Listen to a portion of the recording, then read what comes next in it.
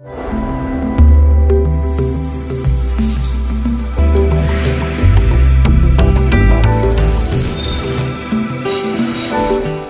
Entertainment News онцлог зочны болон яг одоо эхлэх гэж байна. Энэ удаагийн онцлог зочноор Монгол Улсын төрийн саяархалд болд оролцож байна. Танд шинэ оны мэнд өргөдөө ирсэн баярлалаа. За ингээд шинэ оны мэнд тэгээд чамд энэ жилийн одоо нөр их ажил, за уран бүтээл, олон онцлог зочинтой хийсэн ярилцлаганууд маш амжилттай явж байгаа чинь миний зүгээс үзэгчийн хувьд баяр хүргэе. Тэгээд эх хондоос аз жаргал эрүүл энхийг бас хүсэж байна. Үзэгчтэй бас эх хондоо эрүүл их аз жаргалтай байхыг хүсэж байна. Ингээд энэ үдийн халуун мэндийг бүгдэнд нүргэх.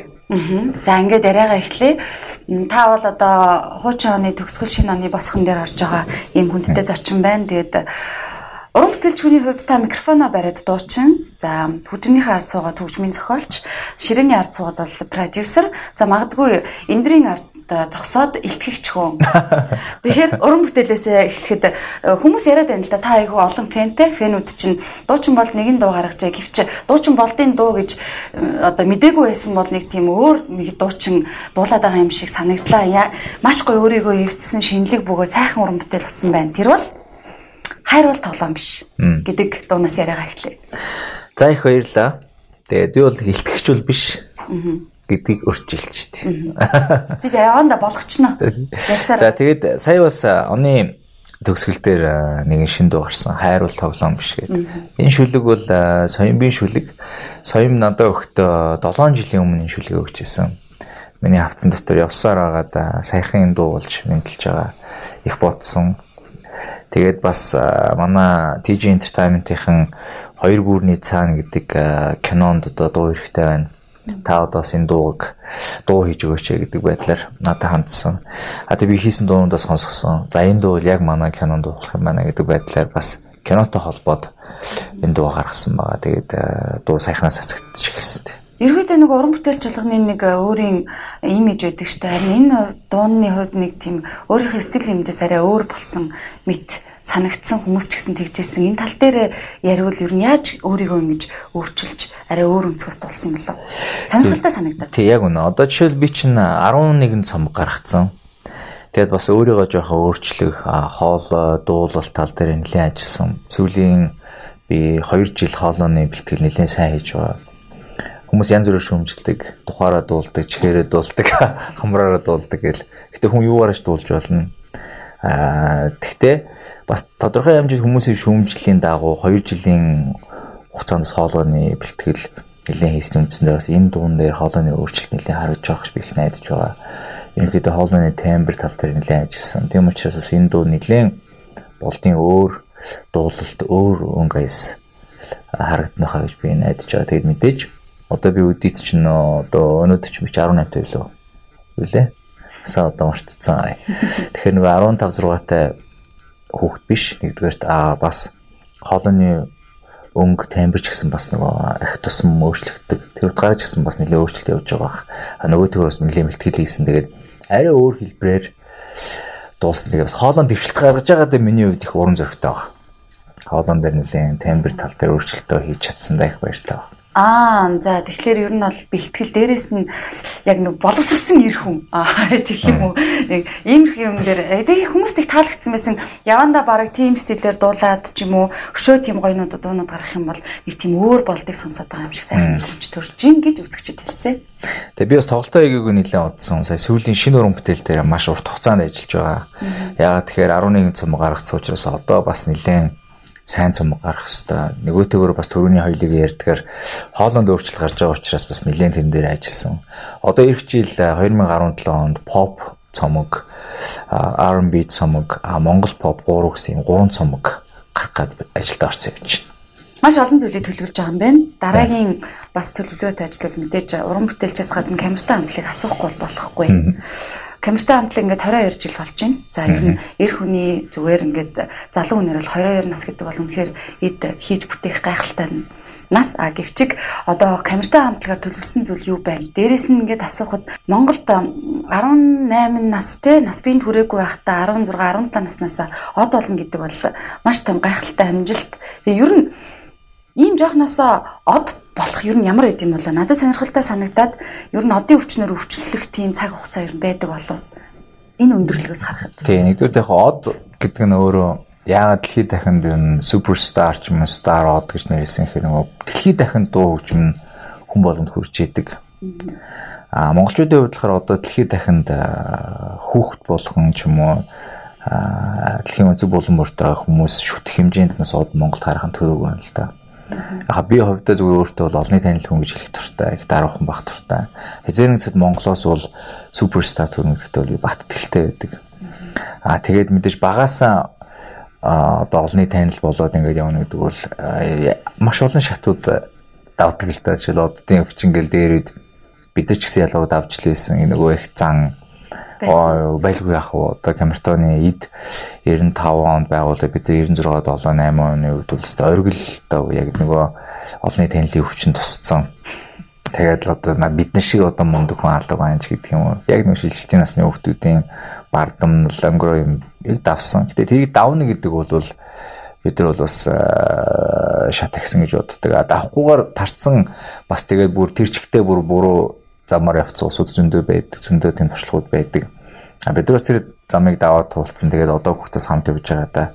Камертон хамтлаг уран бүтээлч урлагийн олон танил гэхээсээ илүү бас залуусын нөхөрлөл, эв найрамдлыг бас бид нар харуулж чадсан болов гэж би бас хамтлагаар их бахарч явдیں۔ Бие биенийг ойлгох, жинхэнэ нөхөрлөл гэж ямар байх вэ гэдэг. Тэгээд 22 жилийг одоо хүртэл хамттай байнад бол бас мэдээж олон зүйл байгаа бахархуу шүү дээ. Тэгээд тэр хэмжээндээ ч гэсэн Монголын залуу уран бүтээлчд бас үлгэр дуурайл болж явдаг баг. Тэгээд гол нь цаашдаа төлөвлөж байгаа зүйл байгаа болов. Камертон хамтлагийн цомог гэж ярихаар хүмүүс одоо яасан ихэр тийм байл гэж хэлдэг. Бид нар цомгоо нилээн л чамбаа хийж байна. Одоо удахгүй хязгааргүй гэдэг нэртэй цомог гарах гэж байна. Уянгийн дууны сэдв, хурдан дууны сэдв бид нар бүх сэдв дээр их сайн ажиллаж байна. Шүлгэн дээр сайн ажиллаж байгаа. Одоо бид нар яг ямар сэдвээр дуулах хэвээр. Одоо бид нар энэ залуучууд нийгэмд ямар хайр дурлал, ямар одоо зүйлүүдийг мессежүүдийг ямар өгүүлэмжийг хэлэх хэвээр талаар илүү ажиллаж байна л да. Тэгээ 2017 онд ер нь бол нэлээд уран бүтээлтэй жил болох байх гэж би харж байгаа. Манай B production-ы хувьд ч тэр миний хувийн уран бүтээлч тэр за Камертоны хувьд ч тэр нэлээд л бүх зүйлүүд одоо бэлдсэн зүйлүүд маань үзэгчдийн хүртэл сонсогчдын хүртэл байх зүйлүүд араараасаа одоо гарах гад бэлэн болоод байж. За олон хийсэн бүтээсэн хүнээс олон зүйлийг гэлс асуучвал их өрөөгөөчтэй санагдаад байна. Би production-ыг асуух гээд одоо 2006 оноос хойш одоо 2016 он гээд 10 жил болж байна. Би production маань Монголын соёл урлагт бол олон сайхан хамтлагууд, олон сайхан урлаг соёлын үйл ажиллагаануудыг хийж байна. Та олон ч хүмүүсийг гаргаж ирсэн. Тэгээ одоо цаашдаа төлөвлөж байгаа хамтлаг дуучдыг гаргах ч юм уу эсвэл ер нь би production өөр цаашдаа яаж ажиллах гэж байна. 2007 онд анх би production байгуулж ирсэн. Гол нь би яагаад энийг анх хийж ирсэн бэ гэхээр бид нэр Камертон хамтлаг Сингапур улсад шин сэдвийн хэшин уран бүтээлийнхаа ажлуудыг хийх гэдэг тэнд жил амьдэрсэн. Тентхийн урлаг, соёл, за тэгээд тэр урлагийн бизнес, records, за тэгээд одоо энэ контент бүх тал дээр л бид нэр анхны мэгтүүнийг авч ирсэн л та. Монголд яг ийм хэмжээний records студи заавал байх хэрэгтэй юм байна гэдэг бодол надад тэр үед төрж исэн. Монголд цогц үйлчлэгээ, дуучин нэг хаалгаар ороод бичлэгээ, продюсеруудтайгаа уулзаад, найруулагч, хөгжмийн зохиолч, за тэгээд бүх медиа програм, фото, зураг, бүжгийн бэлтгэл гээд бүх зүйлүүд нэг доороо байх нь ер нь маш зөв байдаг юм байна. Яг тэгэхээр бид чинь 95 онд бүх юмаа өөрсдөө ингэ хайгаад гүүгээл за менежменттэй улсууд нь менежер, сэтгэлгээтэй улсууд нь амжилтанд хүрэн. За тийм сэтгэлгээгүй бас олон авьяастай улсууд байдаг. Тэгэхээр эднэрт бас нэмэр болсон, эднэрт бас туслах, эднэрт бас замын дөхөн болгосон юм байгуулах хэрэгтэй гэдэг үүднээс анх байгуулж байсан. Одоо бас бид нар 2016 онд сая нэлийн өргөжүүлээд B production media group хэмжээнд бүтцээ өөрчлөх гээд бид нар хичээгээд явж байна. Энэ дотор манай телевиз channel 11 дээрээс нь одоо Vibe 105.5 за тэгээд бас ингээ медиа одоо animation studio гэдэг юм ингээд entertainment-тэй холбоотой бүх зүйлүүдийг нэг дор. Гэхдээ маш одоо мэргэжлийн өндөр түвшинд их зорж байна. Яг өөрөө чинь булангаар бодлого ярьдаг учраас энэ урлаг бол өөрөө бизнес зарчим руу байх нь аюу зөв. Дээрүүд бол яг улсын бодлогоор улсаас төрөөс цалинтай одоо тэтгэлэгтэй урлагаа хөгжүүлжсэн бол одоо бол энэ зах зээлийн нийгэмд бол урлаг бол бизнес болсон. Тийм учраас энэ залуучууд дуучин болох гэж байгаа маш олон залуучууд байгаа. Эдгээр дээр олон шоу зингийн одоо янз бүрийн тэмцээн уралдаан хийдэг. Гэхдээ энэ залуучууд нэг юм ойлгох хэрэгтэй гэж би боддог. Яагаад гэвэл бизнесийн одоо медиа бизнес рүү entertainment бизнес хийх гэж орж ишүү гэдгийг нь бас ойлголтын зөв үгөөсэй гэж би боддог. Яагаад тэгэхээр эргээд жишээл залуу эрэгтэй хүн бол эргээд энэ урдлаг мэргэжлээрээ гэр бүлээд ижин тэр мөнгөө олсон мөнгөөрөө байр сууцаа авна, татвараа төлнө. Монгол улстай амьдрах нийгмийн хариуцлага ухамсарлаж одоо тэгээд байр сууриа бүх юм хийж байгаа зүйлээрээ хийх учраас үнэхээр яг дуучин болж гин гэдэг бол яг энийг тултал хийж чадах уу гэдэг юм хамгийн түрүүнд бодох нь их зүв байх гэж би боддог. Тийм учраас манай B production энэ 2016 онд яг энэ рекордсын зарчим руу, бизнесийн зарчим руу энэ урлагийнхан rock pop одоо энэ CD хийж байгаа контент үйлдвэрлэгч нартайгаа хамтарч ажиллая гэдэг үүднээсээ бүтцээ нэлийн нарийн хийж байгаа. Жишээлбэл одоо дуучид бол яг Arista Records гэдэг юм уу, Sony Records гэх юм бол одоо манай гэрлээ дуучин байлаа гэж бодоход чиш хувьдаа 10 сайхан хит болох дуутай манай хаалгаар орж ирээд манад бүх одоо цомгоо зарах ч юм уу. Тэрийг бид нэр одоо бүх одоо тэр CD-ний зураг авалт спонсорууд олох ажлуудыг бид нэр хийх ёстой. Тэгэхгүй чи зүгээр нэг OMCD компани захирлын үүдэнд $3,000 авах гээд очно гэдэг бол урлагийг өөрийн одоо тэр дуучны өөрийг нь бас ямар төвшөнд байгаа гэдгийг нь бас харуулах хэлбэр учраас чи хийж тэгж явах гэсэн гэж би ойлгодог. Тийм учраас чиний өмнөөс менежерүүд, продюсерүүд тэгээд энэ салбар дээр бизнесийгээ сурцсан энэ entertainment одоо олон менежер, продюсерүүд энэ ажил хийх ёстой гэж би ойлгодог. Тэгэхээр 2017 онд өнөөхдөө Монгол улсад бас рекордсын одоо нэгэн байгууллага яг зөв бүтцээрээ одоо ажиллаж эхлэх байхаа гэж би одоо найдаж байна. Тэрний төлөө бас манай баг хамт олон ажиллаж байна. Урлагийн салбарт ажилласан аяг олон хүмүүс яг ингэж зарчмаар ажиллах ёстой юм гэд нэг ганц нэг хоёр хүн хэлсэн байгаа. Гэхдээ яг Монголд тэр продюсерууд яг тийм байгууллага нь ер нь цөөхөн юм шиг санагддаг уу? Тийм ер нь цөөхөн байлгүй байх те. Манайх энэ урлаг гэхээсээ илүү ашигтай юм руу их төлхөө бүгдээр л явдаг мэдээж энэ бол амьдралын зарчим. Миний хувьд бол урлагийн нэгдүгээр гэр бүл би өөрөө багаасаа энэ урлагийн одоо бараг л урлагийн бизнес рүү 95 оноос хойш орсон гэж хэлэхэд болно. Тэр үед мөнгө олоод тэр олсон мөнгөөрөө хутлаа авч өмсөөл олсон мөнгөөрөө сүлдээ гэрээдсэл сүлдээ олсон мөнгөөрөө машин авдаг бол ингээд яваад эхлэхээр энэ салбараа улам мэддэг болж гин, туршлагатай болж гин. Яаж шоу бүтээл хийвэл илүү их мөнгө олох уу гэдгээ боддог болж гин те. Энд чи өөрөө бизнес болохоор урлагийг аягүй сайн зөв өнцгөөс нь бас энэ салбар руу орох хэрэгтэй. Тэгэхгүй зүгээр нэг хоббигоор ч юм уу орно гэдэг бол нэг амжилт бол нэг авчрахгүй байх гэж бодож байна л да. Одоо дэлхийд дахинд суперстарууд бол дандаа л рекордсын зарчмаар явж байгаа. Тэдний ард дандаа бизнесийг хийж идэг, явуулж идэг, тэдний финансыг худалдаж авдаг, борлуулж идэг рекордсууд ажиллаж байна. Тэгэхээр Монголд өөрөө энэ олон жилийн түүхтэй, урлагтай Монголынхаа дуучдыг сонсдог юм арт түмэн дээрээ бол рекордсын зарчим байх юм бол энэ бизнес л явах хаа гэж би өөртөө найддаг. Тэгэхээр энэ салбар руу энэ чиглэл рүүгээ явах юм бол урлаг илүү амжилттай болох байх. Тэгэхгүй бол зүгээр нэг хэдэн спонсорудаас мөнгө аваад уран бүтээлээ хийдэг зарчим бол одоо бол баг байхгүй болж байгаа. Компаниуд ч ерөнхийдөө эдийн засгийнхаа байдлаас болоод маркетинд тийм том мөнгө дээр бишгээ одоо гаргадаг юм болцсон. Манай урлагийнхан бүгдээрээ мэдж байгаа. Тийм учраас рекорд өөрөө тэр эрсдлийгээ хүлээдэг, рекорд тэрийг явуулдаг, рекорд тэр мөнгөө босгодог. Энэ чиглэл рүү явах нь зүйтэй. Дуучин бол зөвхөн уран бүтээл хийдэг. Зүгээр сайн уран бүтээл хийх юм бол би сайн мөнгө олох нэ гэдэг л ганцхан бодолтой зүйлээ хийх хэрэгтэй байх л би өвдөө боддог. Тэрнээс биш яаж хинээс $3,000 олох уу, хинээс 10 сая төгрөг олох уу гэж явахтай болно шаа. Сайн юм хийчих юм бол би энэ рекордцол бүх юмыг хийчих нэ гэдэг байдлаар шилжүүл илүү уран бүтээл чанартай болно. Илүү зөв зам руугаа орох гэж би өвдөө бодож байгаа. Зарим нэг тал дээр ярьдаг те хүмүүс бити ашиг олох гээд уран бүтээл хийгээд байгаа ч. Тий. Жинхэнэ сайн уран бүтээл хийгээч гэж ярьдаг. Тэр бол маш зөв. Мөнгийг хизээ чи нэгдүгээр тавьчихлахгүй. Хамгийн түрүүнд чанар, одоо хүсэл эрмэлзэл, гой мөрөөдөл хийх гэж байгаа том зүйлээ хамгийн түрүүнд тавих хэрэгтэй. Хэдий чинээ том зүйл, том хүсэл мөрөөдөл хэдий чинээ чанартай юм байна. тэр чигээрэл нөгөө ашиг ч орж ирнэ. Тийм учраас зүгээр нэг 10,000 төгрөг олно гэдэг юм хийн гэдэг бол утгагүй. 100,000 төгрөг олно гэдэг юм хийн гэдэг утгагүй. Тийм учраас гоё юм хийн, сайн юм хийх юм бол мөнгө нөрөө орж ирнэ гэдгийг л бодох хэрэгтэй. Тийм учраас хүн уран бүтээлч бол уран бүтээлээ түрүүнд тавьж рекордсын хаалгаар сайн уран бүтээлээ танилцуулж би эдэн төгрөг болох вэ гэдгээ бодож энэ хаалгаар орж ирэх нь зүг баг л та.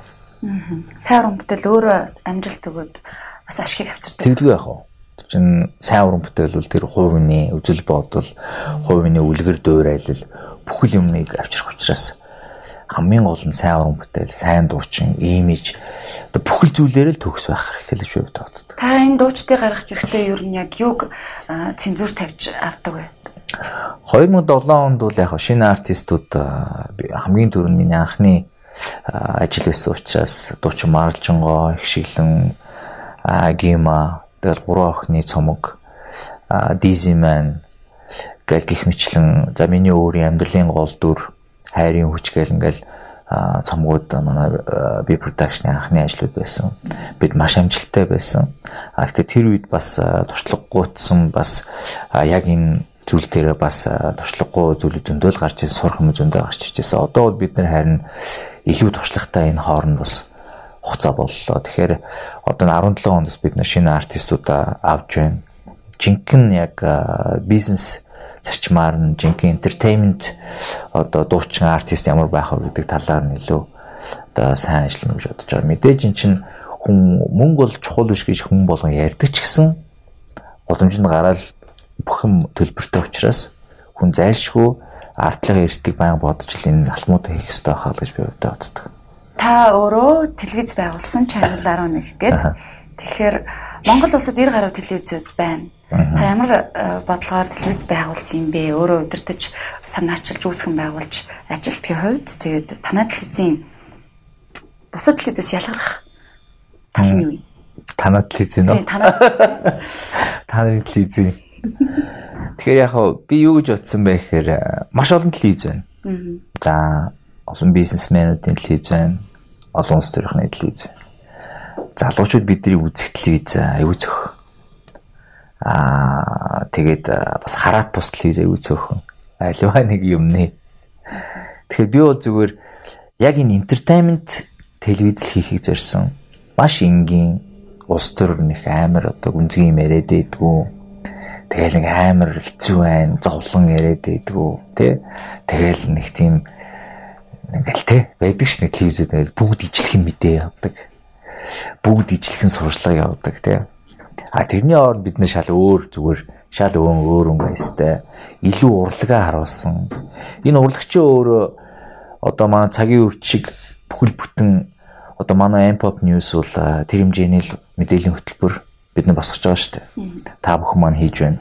Энд чи өөрөө бараг л хэрэв бүр хийх юм бол бараг 2 цагийн ч мэдээ ихээр манай урлаг соёлтой. Тэр уран баримлч, уран зураач, тэгэл балетчдын хувцсыг уралж байгаа ойдлчид, драмын одоо жүжигчид, тэдний арт тайзны арын ажилчид гэл ингээл хүмүүс мэдхгүй гэсэн мөртлөө урлаг бүтээж байгаа хүмүүс зөндөө байдаг. Найруулагч нар, продюсерүүд, хөгжмийн зохиолч гэл ингээл бүх хүнээс ингээл мэдээ авч тэднийхээ уран бүтээлийг сонсогч үзэгч дууланда үзүүлж байгаа юм зүг гэж боддог. Ямар юм хийж байгаа, манай урлагт хаана хин ямар гоё баримл хийгээд байгаа, хин хаана ямар гоё хатгамал хийгээд байгаа гэдгийг л би юм болгон дээр бид нэр ингэж M-pop news-ийн хамт олон хүн болгонд үзүүлэхийн тулд бүх булангуудаа бид нэр бүтээсэн. Энэ бол art news тэгээ сонгодог гэл бүх булан байж байгаа. Арт дээр одоо жишээлбэл хин ч хизээч үзэж байгаа бус телевизээ гараагүй бид нар юмуудыг бид нар үзүүлж байна. Гэх мэтлэн урлаг бол өөрөө энэ улсын нүүр царай өнгөтрөх учраас бид нар бүхэн заавал мэдээллийн хөтөлбөртэй байх ёстой. Одоо бусад телевизүүд бол урлагийн мэдээллийн хөтөлбөр гэж нэг алга байна. Клипүүд гаргахаач болчлоо. Клипээ цацсан ихээр мөнгө авдаг болцсон байна. Манай телевиз бол бүх уран бүтээлчтэй нээлттэй. Бүх телевиз гаргадгүй юмуудыг бид гаргаж өгч байна. Рекламуудын бид чөлөөтэй би цацж өгч байгаа. Гэх мэтлэн бид нар энэ урлаг маань өөрөө жоохон хөл дээр босхон зүг баг. 2017 онд бид ч гэсэн бас энэ урлагийнхныхаа хамт олныг урлагийнхныхаа манай байгууллага бүгднийг дэмжиж ажиллана гэсэн бодлого барьж явж байгаа. Хүн болгон өөрийн бас нэг зүйлээр бахархаж амьдардаг те хийж бүтээсэн зүйлээрээ. За тэгээд энэ телевизэд зүрх сэтгэлээ зориулаад ажиллаж байгаа хувьд одоо нэг одоо жимд орох ч юм уу, зүгээр нэг газар орох ч юм уу, телевиз засаасан олон сайхан одоо үйл ажиллагаа явуулж байгаа газар Channel 11 гэсэн логотой телевиз маань гарч байна. Уулзсан учирсан хүмүүс маань танаа телевизийг үзэх маш их дуртай. Одоо телевизийн нэг болсон шүү гэдэг хүмүүс маш их олон байлаа. Тэгэхээр энэ Channel 11 TV гэдэг телевиз маань ер нь яг ямар бодлогыг одоо зарчмыг баримталж ажилтдаг юм бэ? Тийм телевиз одоо ингээд отхон телевиз, одоо их залуу телевиз. Тэгтээ бас яг нөгөө түрүүний ярьдгаар entertainment чиглэлээрээ бид нар яг төрлөө бариад явж байгаа нэг зарчимтай. Нөгөөтэйгөр бас бид нар өөрсдөө Монгол контентуудаа үйлдвэрлэх юм зарчмаар бодлогоор явж байна. Дандаа өөрсдөө хийх, өөрсдөө бүтээх, өөрсдөө шинэ жижиг нэвтрүүлгүүдийг хийж гаргах тал дээр илүү манай уран бүтээлчид, манай залуучууд маань ажиллаа явж байгаа. Тэгэхээр гаднаас яг контент аавна гэдэг үл их амархан л та мөнгөний төлөө авчна. Илүү дотооддоо үйлдвэрлээд хариулаг контент гаргах юм бол гадагшаага зарж болохгүй гэж тийм ээ. Тэгэхээр тийм тал руугаа илүү манай хамт олон бодлого барьж ажиллаж байгаа. Тэгэхээр манайх дөнгөж л одоо эхэлж байна. Тэгээ бид нар араас нь олон контентуудыг одоо эх 17 онд бас олон ажлыг төлөвлөсөн байна. Тэгэхээр үзэгчд маань үргэлж бид нартай бас хамт байгаарай гэж би бас хэлмээр байна. Улам илүү сайжирна, улам илүү сайн зүйлүүд хийх болно. Түрүүн чи хэлдгээр гол бодлого бол бид бүхэн өөрсдөө Монгол залуучууд, Монгол одоо контентууд, Монгол нэвтрүүлгүүдээ илүү үйлдвэрлэх тал дээр л гол зарчмаар барьж ажиллаж байгаа. Нэрийн бодлого ч их гоё юм биш үү те? Анзаараагүй юм байна. Дандаа л өөрсдийн бодсон Монголдо таарж тохирохоор их гоё тийм санааг бодож олж байгаа юм байна шүү дээ. Тэрнээс биш зүгээр амархан за тэднээс тэрийг нэг хуулаад авчи тэр айгүй гоё нэвтрүүлгийг нь худалдаад авчи манайх Монголдо ячээ гэдэг бол бас л өрөөсгөл юм байна шүү. Тийм тэгээд яг өнгөтэй телевизүүд болцондөл байна л да. Том бизнесмэнүүдийн телевиз, том дунд өсвөдийн телевизүүд тэд нар үл яг аваад хийхэд бол аюу их амархан тэрийг нэг бодцгээд ах юм байхгүй зүгээр форматаар нь хийчихэж байгаа. Яг өөртөө хийнэ гэдэг үл аюу хэцүү. Тэрнээр толгой ажиллах хэрэгтэй, Монгол сэтгэлгээ ажиллана, яаж залуучуудаа шин содын мөрнө гэдэг илүү их ажилласан, илүү креатив, илүү бас бид нар өөртөө ч илүү хөгжөхөр ийм л бодлого гэж боддог. Тэгэхээр манай телевизийн гол юм бол илүү өөртөө бид нар илүү бүр мундаг юм хийчих юм бол дараа нь яагаад гадагшаа тэр форматаа зарж болохгүй гэж.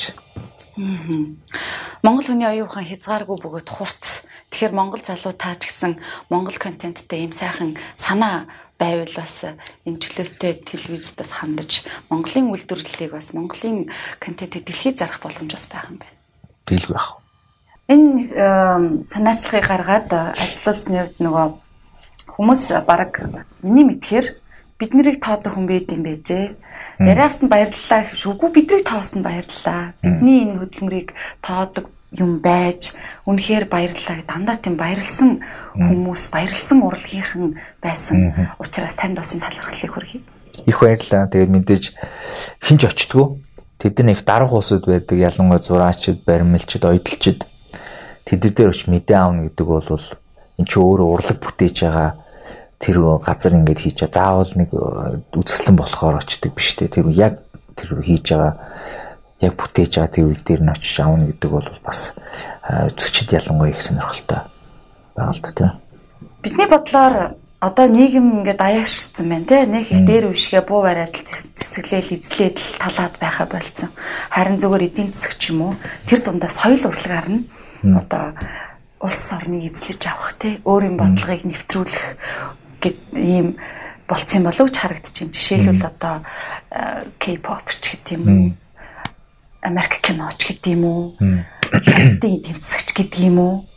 Тэгвэл одоо энэ Монголыг одоо юу гэдэг урлагаар нь соёлоор нь давталгаж эзлэеч гэдэг юм уу. Энэ ярианаас үүдээд та Монгол pop гэдэг юм урсгалыг. Энэ ер нь яг яагаад гаргасан юм бол энэ одоо ер нь яг хөгжиж юм цаашдаа явахаар юм шиг байна уу? Энэ бол явж байгаа. Тэгээд би бол энийг бол тултал нь явуулна. Монгол pop урсгалыг бол манай B production ялангуяа тултал нь явуулна.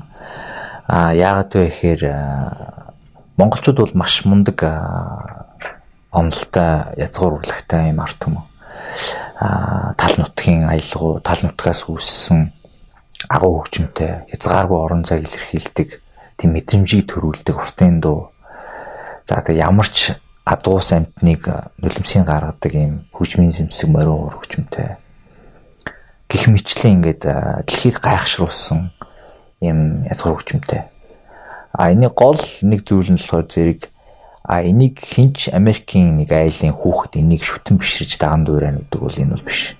Энэ бол язгуур урлаг гэдэг бол аливаа улсын одоо тийм үнэт өв соёлыг бид нар ийм үнэт өв соёлтой шүү гэдэг илэрхийлдэг юм гайхамшигтай суур язгуур урлаг юм л да. Миний болохоор гол амбиц юу байсан бэ гэхээр Америкийн айлын хүүхэд Britney Spears ч юм уу за одоо Justin Bieber ч юм уу те эдийг шүтдэг шиг Монголын нэг тийм дуучин шүтэх юм хэмжээний дуу бөгөөд урсгал имиж гаргаж ирэх хэрэгтэй гэдэг гол зүйл байна. Тэгэхээр дэлхийд дахинд бол pop хөгжим R&B ч юм уу одоо electro за rock alternative те indie music одоо ингэ ойлж байгаа одоо энэ үед язгуурын хөгжмийн элементүүдийг ашигласан аюул сонин хэлбэрээр оруулаад энэ хөгжимтэй уялдуулсан энэ Монгол pop урсгал гэж тэрийг нэрлээд K-pop гэдэг шиг тийм ээ. K-pop ч өөрөө одоо юм имиж бүрдсэн K-pop хэрэг юм залуучууд байдаг гэдэг юм одоо аль хэдийн хийж байна. Тэрэн шиг манайхаас энэ дээл хувцас морин уур язгуур урлаг гэдэг элементүүдээ эндээ тусгаад, чимээгээ тусгаад, авиагаа тусгаад ингээд гарах юм бол маш сонин урсгал бөгөөд маш сонин дэлхийд байхгүй нэг тийм хөгжмийн шин дууралт ялч гарна гэж би өөртөө бодож байгаа. Монгол pop 1-2 цамгийг гадны одоо хөгжмийн судлаачид гадныхан продюсер сонсоод ямар гоё тийм сонин хөгжим бэ гэж хэлсэн. Гол зүйл нь яагаад дэлхийд дахинд гарахгүй байна вэ гэхээр Монгол улс өөрөө үйлдвэрлэгч орн биш учраас дэлхийд гарч чадахгүй юм л да. K-pop яагаад дэлхийд гараад байна гэхээр тэд Samsung-а зарах гэж, LG-гээ зарах гэж, Hyundai-га зарах гэж хажуугаар нь одоо урлаг соёлынхоо энэ нүүр царайнуудаараа имиж болгож гаргаж ийн л да. Монгол болохоор зэрэг ноолуур байгаа, алт байгаа, нүүрс байгаа. Алт нүүрсэд дуучид ямар ч хэрэггүй, тэргүй том дийлүүдээ хийчихнэ. Тийм учраас бид нэр одоо манай залуучууд, манай дараагийн үе, за үр хүүхдүүд маань тэдний тархинд юу их вэ гэхээр үйлдвэрлэгч орн болох хэвээр. Манай одоо энэ төр зэсэг маань үйлдвэрлэл хийх залуучууд бизнесмэнүүдийг дэмжих хэрэгтэй гэж би боддог. Хэрвээ Монгол брэнд гарч ирэх юм бол ямарваа нэг за машин гэж том юм яриад яах вэ тийм ээ. Нэг л нэг тийм гаргаад ирчих юм бол тэрийг зарахын тулд дагаад нэг урлаг соёл нь өөрөө экспортод гарна. Тэрнийхээ имиж фейс болоод дэлхийд гарах юм зам нэгдэх юм болов гэж би боддог. Тэгэхээр урлаг соёлынхан бол одоо булдаа авьяастай би мундаг аална гэж өнгөрөхөөс илүү энэ улстай одоо энэ төр зэсэгтэй энэ үйлдвэрлэлийг сэргээх тал дээр илүү мессеж зүйлүүдийг нэгдэж одоо хурдуулах тал дээр ч гэдэг юм уу те илүү тийм бодлого гарч ажилласаа гэж би боддог. Одоо төр зэсэг маань ч тэр. Тэгэхээр бид нэр одоо алин болгон импортоор мааху экспортлох брэнд хэрэг Монгол мундаг брэнд үүсчих юм бол дагаад нөгөө урлаг маань дэлхийн дахинд гарах нэ гэж би бол хардаг. Эсвэл дуучтай их мөнгө төлж бодлогоор дэлхийд дахинд гаргаж бас болно гэсэн юм хоёр вариант гэж би бодож байгаа. Миний буурч магадгүй ихтэй миний төсөөлөл бол юм ингэж харж байгаа. Кинон дээрээс нэг сонсч ирсэн энэ манай энэ солонгос кино манай энэ одыг чинь таньдаг үлээс начистай хятадууд амар шүтдэй штэ гэдэг. Европ даяараа сериалуудыг үзэж байна гэдэг шиг. Таны бодож байгаа, төлөвлөж байгаа, бодож хийж байгаа энэ төлөвлөгөө бас магадгүй дэлхийд те бүгдээрээ жалам хар бүжгийг бүжиглцгээе ч юм уу. Дэлхийгээрээ уртын дуулд сурчгаа ич гэдэг юм уу. Хизээ нэгэн цагт энэ урсгал маань бас дэлхийн хэмжээнд хүрнэ гэдэгт итгэлтэй байна. Тэгэлгүй ах би ч гэсэн тэгэж бат итгэлтэй байдаг. Тэрний төлөө бид бүхэн бас суураа тэгээд бас энэ контент за тэгээд оюуны өмч тэгээд entertainment-ийн бүтцээ бид нэр дэлхийн жишгийн дагуу гэхдээ Монголын хөрсөн дээр буусан системийн дагуу зөв явуулах нь одоо хамгийн хэрэгтэй байх л та. Яагаад илтгэгч вэ гэж хэлсэн гэхлээр урлаг соёлын одод маань л одоо арт түмнийхээ нүүр царай илч дуу хоолой тий энийг дэмжиж энийг болиё тгий гэдэг шиг та өнөөдрийн нийгэмд маш хурцаар тулгараад байгаа нэг асуудал нь утааны асуудлын талаар нэгдсэн байгаа. Энэний талаар зүгээр тавчхан яриул. Тийм ЮНИЦЕФ-ийн надтай уулзаад энэ утааны эсрэг одоо бид нартай хамтарч ажиллаач та дуу хоолой хүргээч гэдэг байдлаар надтай уулзсан. Би бол 100% дэмжсэн. Яагаад гэхээр миний гэр бүл ч гэсэн тийм асуудал байх учраас. Одоо гараад утаа бол маш хүнд байгаа. Бүгдээрээ мэдж байна. Манай баг хүч гэсэн ингээд утааны аллергитэй. Дандаа одоо хүүхдүүд маань ч гэсэн бид ч гэсэн ялгаагүй байна. Ханиадны шинж тэмдэг надад нэг тийм хашлын шинж тэмдэгтэй болсон. Тэгэхээр энийг яах ёстой вэ? Энийг яагаад хурдан шийдэхгүй байна вэ? Гэдэг тал дээр дуу хоолойгоо би хүрэхэд бэлэн байна. Та бүхний ажлыг дэмжиж би ажиллая гэдэг байдлаар бол би 100% зөвшөөрч нийтлөө явж байгаа. Бид бүхэн ч гэсэн соглон мессежүүдийг одоо энэ шийдвэр гаргаж байгаа төрөлсгийнхэн за энэ усуудад мессежүүдийг өөрийнхөө зүгээс чадхтахаараа хүргэнэж бодож байгаа. Тэгээ мэдээж энэ бол тэгтээдгүй алга болох бах, утаагүй болох бах. Харин хурдан болохгүй бол хүмүүс хэцүүдэд байна гэдгийг л одоо хурдлуулахгүй бол хин зүгээр бити бизнес болгоос нэг утаа дардаг гэл нэг бити нэг янз бүрийн шахаасаа янз бүрийн бити хийж дунд нь цаг алдуулаасаа зүгээр бодтой арга хэмжээ аваасаа л гэж би хүсэж дуу хоолойгоо хүргэж бодож байгаа. Нэрч бас энийг ашиглаад бас завшаад идэг хүмүүс байгаа шүү тий. Ингээд айгүй олон зүйлийг амжуулахад нэг хүн тэгж хэлсэн юм л да. Та яаж юм олон зүйлийг амжуулаад байд юм бэ гэсэн чи ерөөсөө л төлөвлөл гэж ярьж ирсэн юм. Тэгэхээр та бас нийгэмдээ олон залуучуудыг үлгэр дуурайл болж тань шиг бас ингэж ажиллаж амьдарч нийгэмдээ хийж бүтээсэн зүйл ихтэй болох юмсан гэж дотроо харж явдаг залуучууд зөндөө их байгаа. Тэгэхээр тэр залуучуудаа ерөөхдөө хандаад хэлэхэд амжилтын таны баримтлагтай бол зарчим юу гэдэг вэ? Том мөрөөдөлтэй л бай гэж би бол зөвлөхөр байна. Хүн ингээд за би ч тэгж баг худлаа доо гэдэг тийм хэзээ бити боджээ. Байхгүй юм а байлгаж жагаад мөрөөдөд явах юм бол тэр нөөр бүтэн. Тэрнээс биш зүгээр нэг дөрвөн өнцөг дотор бити сэтгэрэй гэж би залуучуудад хэлмээр байна. Биднэрт бол чадвар ямар ч хүнд байдаг. Ямар ч хүнд том энерги хүч байдаг. Тэрийг би чадахгүй дээ гэж дараад идэх тал гол мэддэг. Тэгэхээр их том мөрөөдөл тавиад тэр мөрөөдөлтөд өрөөд дахиад тэрний дараа маш том мөрөөдөл тавиал ингээл яваад байгаа хэрэгтэй.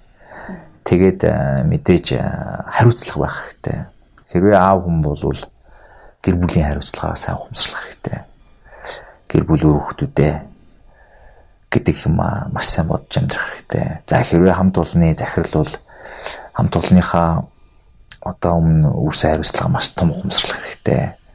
За хэрвээ улс орны одоо хэрвээ улс орны сайд ерөнхийлөгч бол одоо арт түмэн ингээл хүн болгон хариуцлагатай бөгөөд дандаа сайн сайхан дандаа одоо юмыг ашиг харахгүйгээр дандаа юмыг улс орондоо хэрэгтэй гэдэг талаар нь илүү нэгт тавиад төрөний хоёлыг ярьдаг нөгөө чанар ашиг том зүйл рүүгээ илүү бодоод ингэж явах юм бол аяндаа л тэр ашигч ороод ирнэ. Зүгээр нэг мөнгө төр болохын тулд бити араас нь тэр юм чанар манараа мөнгөний хоёрт бити тавиарэ гэж л би залуучуудаа одоо үеийнхэн бас хэлмээр байна тий. Би өөрөө их том мөрөөдөл, би их мөрөөдөнтэй юм. Дандаа том мөрөөдөл тавьдаг. Байхгүй мийг байлгаж жагаад мөрөөдөж жагаад гараад гүдэг юм хөлтэй. 2016 он за ингээд л улиран одож байна. 2017 одоо ингээд гарч байна. Манай нэвтрүүлгийн зочноор оролцсонд баярлалаа. Цаг заваар. Баярлалаа. Урьсанд их баярлалаа. Тэгээд ярмаар зүйл байвал яриад энэ ядаагийн онцлог зочноо өндөрлөх гэж байна. Их баярлалаа. Тэгээд ямар ч байсан Channel 10 телевиз маань байгуулагдаад жил болж байна үү те? Жил шахуу болж байна. Та бүхэндээ баяр хүргэе. Юу ч байхгүй байсан юмыг бий болгож явж байгаа манай энэ камермен залуучууд ингээл одоо зураг авч байгаа бүх залуучуудаа дэлгэцснийхаа өмнө суужаад бүгдэнд нь баяр хүргэе. Тэгээ Channel 10 телевиз бол үзэгчтэй нэг тийм шал өөр өнгө гэгээлэг юу ч бодохгүйгээр инээлгдэг юм зүйлийг хүргэх л боддог. Тэгээд чамд бас маш их баяр та. Яагаад гэхээр Монгол мэдээллийн хөтөлбөр гэж ийм том цогц мэдээлэл хөтөлбөр байхгүй зүйлийг удирдах авч явж ингэж бий болгосонд баяр хүргэе. Тэгээд хамт олондоо мэдээж үзэгчтэй баярлалаа. Манай телевизийг сонгож үзэж байгаа бүх үзэгчтэй маш их баярлалаа. Тэгээд 2017 он бол мэдээж бүгдээр л өөдрөг байхыг бүгд бодож байгаа. Гол нь эрүүлэнх, бүгдээрээ том мөрөөдөлтэй, том зорилготой, хариуцлагатай амьдарцгаая гэж бүгдэнд нь хүсэж өрөөж. Баярлалаа. Ampop Entertainment News-ийн онцлог зочны болон энэ хүрээд өндөрлөж байна. Ингээд эрхэм үзэгч та бүхэндээ Channel 11 TV дээр суугаад харуулan Ampop Entertainment News-тэй хагас жилийн турш байсан цаашдаач байх олон сайхан үзэгчтэй талархлыг илэрхийлье. Бид соёлыг үргэлж давталгана.